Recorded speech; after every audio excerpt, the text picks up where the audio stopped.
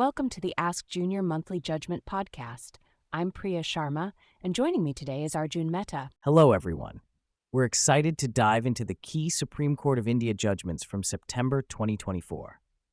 All right, Arjun, we've got a packed episode today with some fascinating judgments from the Supreme Court.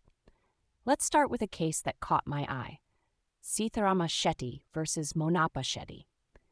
This judgment deals with the interpretation of stamp duty laws in Karnataka. Absolutely, Priya. This case is a great example of how technical legal issues can have significant financial implications. The core question here was whether an agreement of sale with a recital of delivery of possession should be treated as a conveyance under the Karnataka Stamp Act 1957. That's right. The Supreme Court held that such an agreement does indeed conform to the definition of a conveyance under the Act, which means it requires payment of ad valorem stamp duty. This is crucial because it affects the amount of stamp duty that needs to be paid on such transactions. Exactly. But what's particularly interesting is how the court dealt with the issue of penalty. The lower courts had imposed a penalty of 10 times the deficit stamp duty under Section 34 of the Act. However, the Supreme Court set this aside. Yes, and this is where it gets nuanced. The court found that since the respondent had requested the impounding of the instrument and its referral to the district registrar under Section 37(2), the trial court should have sent the instrument to the district registrar to determine the deficit stamp duty and penalty under Section 39 of the Act. And why is that significant, Priya? Well, Arjun, Section 39 provides for a more discretionary approach in setting the penalty amount.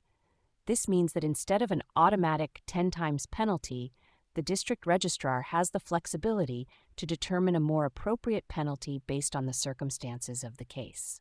I see. So the court is essentially saying that while the agreement does attract stamp duty, the process for determining the penalty needs to be more nuanced and case-specific. Exactly. The court has directed the trial court to send the agreement of sale to the district registrar to determine the deficit stamp duty and penalty payable. Once they receive a compliance certificate, the document can be admitted as evidence without any objections under the Stamp Act. This judgment seems to strike a balance between ensuring proper stamp duty collection and providing a fair process for penalty determination. It's a reminder of how important it is to follow the correct procedural steps in legal matters. Absolutely. And it's worth noting that this judgment could have wider implications for similar cases across India, particularly in states with similar stamp duty laws. Moving on to our next case, we have an interesting judgment in N.M. Tirthagoda versus Y.M. Ashok Kumar. This case also deals with stamp duty, but with a different outcome. That's right, Arjun. In this case, the Supreme Court upheld the trial court's order imposing a 10 times penalty on the deficit stamp duty for the agreement of sale. At first glance, this might seem contradictory to the previous case we discussed, but the devil is in the details. Indeed. The key difference here is that the appellant had invited the court to decide the issue under Section 34(1) of the Stamp Act. This is in contrast to the previous case, where the respondent had requested the matter to be referred to the district registrar under Section 37(2). Exactly.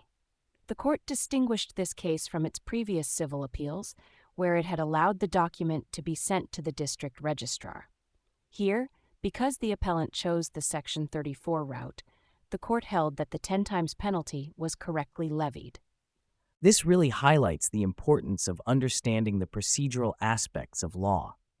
The choice of which section to invoke can have significant financial consequences. Absolutely. It's a reminder that in legal matters, it's not just about the substantive law, but also about the procedural choices made during litigation.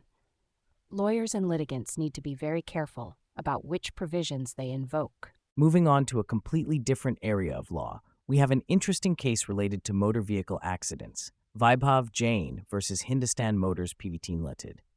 This judgment clarifies some important points about liability in such cases. Yes, this is a significant judgment for the automotive industry and dealerships. The core issue was whether a dealer could be held liable as the owner of a vehicle that was involved in an accident, even though the vehicle was being driven by employees of the manufacturer. And what did the court decide? The Supreme Court held that the dealer, the appellant in this case, cannot be held liable as the owner of the vehicle, even though it was in possession of the vehicle. The court reasoned that the manufacturer, Hindustan Motors, was the actual owner, and the vehicle was being driven by the manufacturer's employees at the time of the accident. That's an important clarification. It seems to protect dealers from liability in situations where they have possession of vehicles but aren't actually using them. Exactly. But there's more to this judgment. The court also rejected the manufacturer's argument that clauses in the dealership agreement absolved it of liability.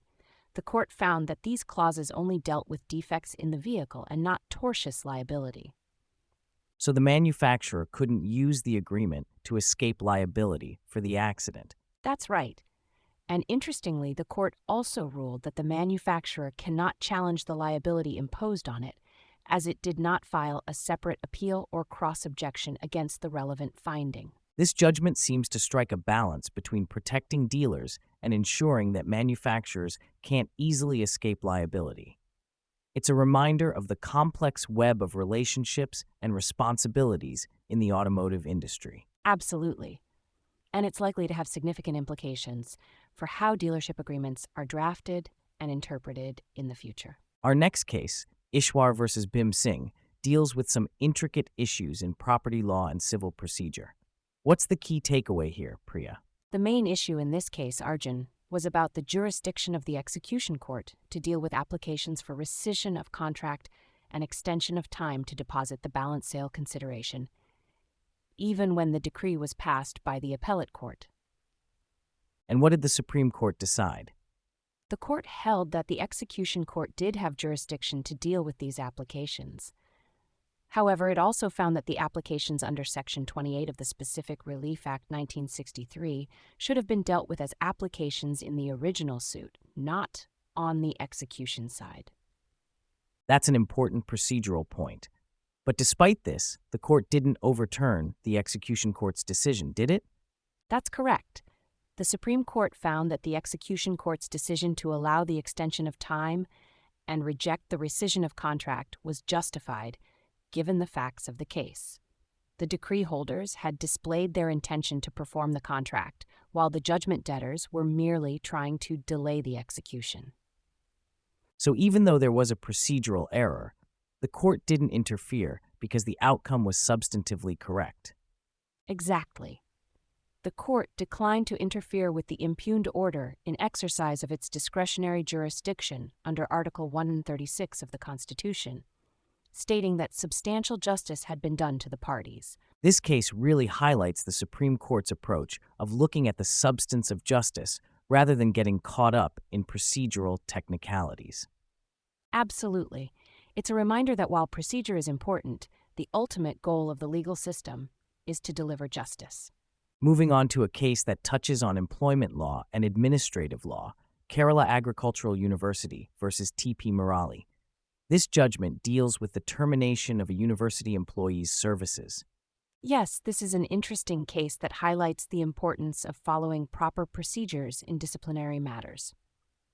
The Supreme Court upheld the decision of the High Court's Division Bench, which had set aside the Kerala Agricultural University's order terminating the services of the respondent T.P. Murali. What was the basis for this decision? The court found that the university had not followed the mandatory procedure under the Kerala Civil Services Classification, Control and Appeal Rules 1960 before initiating the disciplinary inquiry and terminating the respondent's employment. Can you elaborate on what specific procedural error the university made? Certainly. The university had failed to record a prima facie satisfaction of misconduct, as required under the rules, before ordering the departmental inquiry that led to the termination. This is a crucial step in ensuring that disciplinary proceedings are not initiated arbitrarily. That's an important point. It shows how critical it is for employers, especially public institutions, to meticulously follow the prescribed procedures in disciplinary matters. Absolutely. The court also took into account some contextual factors. The respondent had expressed his intention to resume duty upon the expiry of his 20-year leave without allowance, but was prevented from doing so due to health issues and the COVID-19 pandemic. And the court found these to be bona fide circumstances. Yes, the court considered these to be genuine reasons. This judgment serves as a reminder that employers need to consider the broader context and circumstances when dealing with employee matters, especially in unprecedented situations like the pandemic. This case really underscores the importance of procedural fairness in employment law, doesn't it? Absolutely, Arjun. It's a clear message to all employers, particularly in the public sector, that they must adhere strictly to the prescribed rules and procedures when taking disciplinary action against employees. Failure to do so can result in their decisions being overturned by the courts. Our next case, Nityanand versus State of Uttar Pradesh, deals with criminal law, specifically the concept of common intention in murder cases. What's the key point here, Priya? This is a significant judgment that clarifies the application of Section 149 of the Indian Penal Code, which deals with liability in cases where an offense is committed by members of an unlawful assembly. The Supreme Court upheld the conviction of the appellant, Nityanand, under Sections 148 and 30249 of the IPC for being part of an unlawful assembly that committed murder. But the interesting part is that the appellant didn't directly participate in the assault, right? That's correct, Arjun. The court relied on eyewitness accounts and medical evidence to establish the culpability of the appellant, even though he did not directly participate in the assault. The court held that under Section 149 IPC, the mere presence of the appellant as part of the unlawful assembly was sufficient to convict him. Can you explain the concept of vicarious liability under Section 1149 for our listeners? Certainly. Section 149 IPC establishes the principle of vicarious liability in cases of unlawful assembly. It means that every member of an unlawful assembly can be held responsible for an offense committed by any member of that assembly in furtherance of their common object, even if they didn't personally commit the act. So in this case, the appellant's mere presence in the unlawful assembly was enough to convict him of murder. Exactly. The court emphasized that the members of the unlawful assembly are vicariously liable for the offense committed in furtherance of the common object. This judgment reinforces the serious legal consequences of being part of an unlawful assembly, even if one doesn't actively participate in the crime. This seems to be a strict interpretation of the law. What's the rationale behind it? The rationale is to deter people from joining or being part of unlawful assemblies. The law recognizes that in mob situations, the very presence of a large number of people can embolden others to commit crimes. By making everyone in the assembly liable, it aims to discourage such gatherings and hold all participants responsible for the consequences. That's a crucial point for the public to understand. Being present at the scene of a crime committed by an unlawful assembly can have serious legal consequences, even if you don't actively participate. Absolutely, Arjun. This judgment serves as a stark reminder of the legal risk associated with being part of any gathering that could be deemed an unlawful assembly. Moving on to a case that deals with administrative law and employee allocation, Andhra Pradesh State Road Transport Corporation versus V.V. Brahma Reddy. This case arose from the bifurcation of Andhra Pradesh, didn't it? Yes, that's correct. This case deals with the allocation of employees between the Andhra Pradesh State Road Transport Corporation, APSRTC, and the Telangana State Road Transport Corporation, TSRTC, following the bifurcation of the state of Andhra Pradesh. And what was the key issue before the Supreme Court? The main question was which law governs the allocation of employees. Section 82 of the Andhra Pradesh Reorganization Act, 2014, which applies to public sector undertakings, or Section 77, which applies to state government employees. And what did the court decide? The Supreme Court held that Section 82 of the Andhra Pradesh Reorganization Act, 2014, which applies to public sector undertakings, governs the allocation of employees between the APSRTC and TSRTC. That's an important clarification. How does this affect the employees involved? The court found that the guidelines formulated by the joint board of directors of the two corporations provide that Class 3 and Class 4 employees, like the respondents, who were recruited at the regional level are to be allocated to the corporation in which their region falls after bifurcation. So essentially, the employees would be allocated based on where they were originally appointed, rather than where they might have been working at the time of bifurcation. Exactly. The court set aside the High Court's judgment that had relied on Section 77 and directed the respondents to continue their employment in the TSRTC, which is the successor corporation for the region where they were initially appointed. This judgment seems to provide clarity on a complex issue arising from the bifurcation of the state. It must have significant implications for many employees of these corporations. Absolutely. It's a reminder of the far-reaching consequences of state reorganization and the importance of clear guidelines for employee allocation in such situations. Our next case, Chirag Banu Singh versus High Court of Himachal Pradesh, deals with the process of appointing judges to the High Court. This is a crucial aspect of our judicial system, isn't it? Indeed it is, Arjun. This case touches on the very heart of how our higher judiciary is constituted.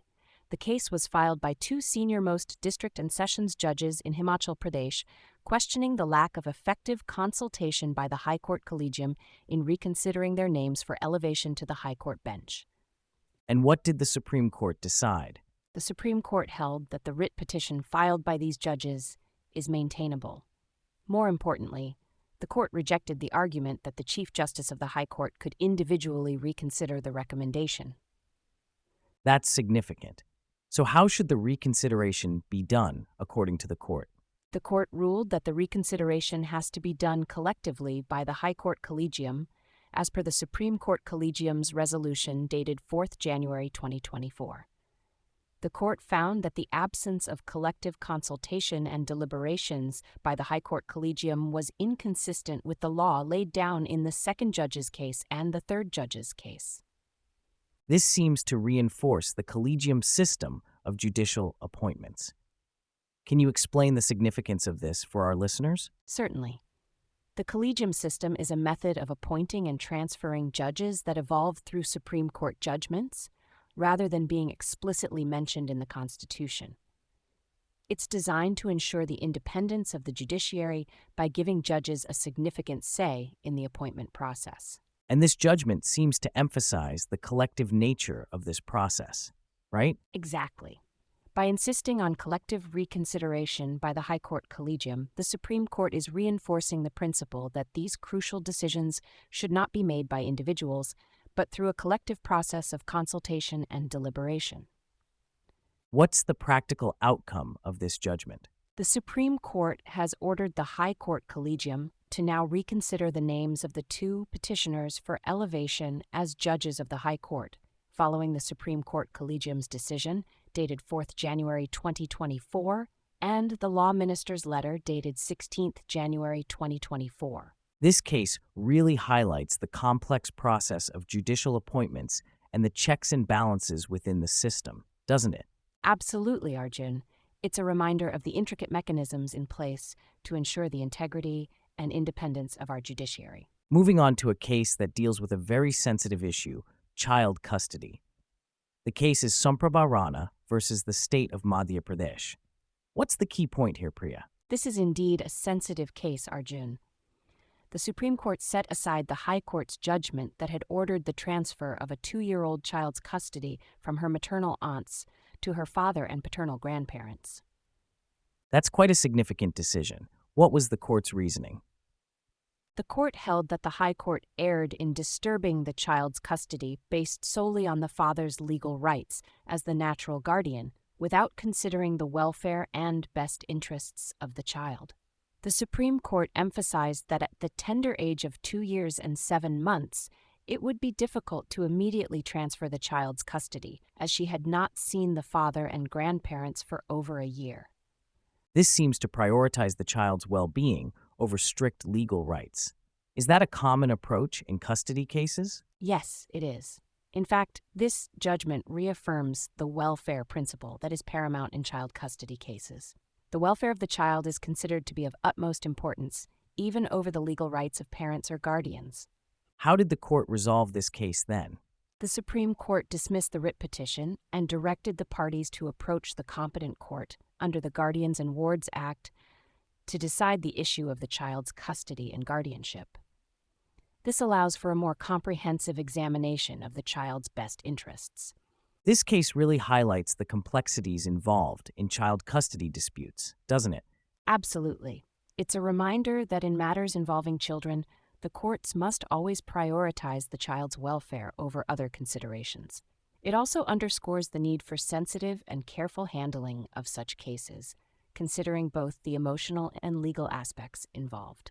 Our next case, Mandakini Dewan versus the High Court of Chhattisgarh, deals with a rather serious matter, a CBI investigation into a suspicious death. What's the key point here, Priya? This is indeed a grave matter, Arjun. The Supreme Court held that this case warranted a CBI investigation, despite the general principle that such powers should be exercised sparingly. That's interesting. What were the factors that led the court to this decision? The court noted several concerning elements. There were allegations of bias and undue influence by the respondent, who was a senior judicial officer on the state police machinery. Additionally, there was a need for a thorough and fair investigation into the suspicious circumstances surrounding the death of the appellant's family member, including ante-mortem injuries. So the court felt that the local police might not be able to conduct an impartial investigation. Exactly. The involvement of a senior judicial officer and the allegations of influence over the local police raised serious concerns about the possibility of a fair investigation by the state authorities. How did the court balance this decision with the principle that CBI investigations should be ordered sparingly? The court acknowledged this principle, but found that the circumstances of this case were exceptional enough to warrant a CBI investigation. It's a reminder that while the court is generally cautious about ordering CBI probes, it will do so when the interests of justice demand it. What's the practical outcome of this judgment? The court allowed the appeal, set aside the High Court's order, and directed the CBI to carry out a complete and fair investigation into the incident and submit a report to the court. Did the court make any observations on the merits of the case? Interestingly, the court made it clear that it had not made any observations on the merits of the case, and that the CBI's investigation would not be influenced by the court's judgment. This is important to ensure an unbiased investigation. This case really highlights the Supreme Court's role in ensuring fair investigations, especially in cases involving influential individuals or suspicious circumstances, doesn't it? Absolutely, Arjun. It's a powerful reminder of the judiciary's role in upholding the rule of law and ensuring that justice is not only done, but is seen to be done, especially in cases involving suspicious deaths and allegations of influence over the investigative process. Our next case, Baccaros Perfumes and Beauty Products PVT Ltd. versus Central Bureau of Investigation, deals with an interesting intersection of tax law and criminal law. What's the key issue here, Priya? This case, Arjun, revolves around the concept of immunity from prosecution granted by the Settlement Commission under the Customs Act and Central Excise Act. The Supreme Court allowed the appeal and quashed the proceedings against the appellant company. That's quite significant. What was the basis for this decision? The court made several important observations. First, it held that the mere registration of an FR does not constitute the initiation of prosecution. This is an important clarification on when prosecution is deemed to have begun. And how does this relate to the immunity granted by the Settlement Commission? Well, the court found that the appellant company had been granted immunity from prosecution by the Settlement Commission under the Customs Act and Central Excise Act. This immunity was a key factor in the court's decision to quash the proceedings. Were there any other factors that influenced the court's decision? Yes, there was another crucial element. The assessing authority had directed a fresh assessment and found that the appellant company was actually entitled to a refund. This order had attained finality, meaning it couldn't be challenged further. So given all these factors, what was the court's conclusion? The Supreme Court concluded that continuing the prosecution of the appellant company would amount to an abuse of the process of law. As a result, it set aside both the impugned order of the High Court and the order of the special judge, taking cognizance against the appellant company. This case seems to highlight the importance of respecting the finality of orders from statutory bodies like the Settlement Commission, doesn't it? Absolutely, Arjun. It's a reminder that once a statutory body, like the Settlement Commission, grants immunity, it has significant legal weight. It also underscores for coordination between different arms of the government, in this case, the tax authorities and the criminal justice system. It also seems to send a message about the limits of prosecution, especially when there have been subsequent developments favorable to the accused. That's a great point. This judgment emphasizes that the justice system must take into account the totality of circumstances, including subsequent developments and orders from other authorities.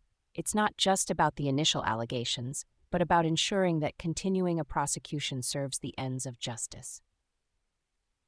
This case really demonstrates the complex interplay between different areas of law: tax law, criminal law, and administrative law. It's a great example of how the Supreme Court navigates these intersections to ensure justice is served. Absolutely, Arjun. It's cases like these that really showcase the Supreme Court's role in harmonizing different aspects of our legal system and ensuring that the rights of individuals and companies are protected against unwarranted prosecution. We've covered a lot of ground today, Priya. These judgments from September 2024 really showcase the breadth and depth of issues that come before the Supreme Court. Indeed, Arjun. From stamp duty to child custody, from judicial appointments to criminal investigations, the Supreme Court continues to play a crucial role in shaping our legal landscape and ensuring justice is served across a wide range of issues. And that brings us to the end of our September 2024 Supreme Court Judgments Roundup. We hope our listeners found this discussion informative and enlightening. Absolutely. Remember, while we've provided a detailed analysis, these are complex legal matters, and anyone facing similar issues should consult with a qualified legal professional. That's right. Thank you all for listening to the Ask Junior Monthly Judgment podcast. We'll be back next month with more fascinating Supreme Court judgments. Until then, stay informed and stay curious about the law. Thanks, Arjun, and thanks to all our listeners. See you next time.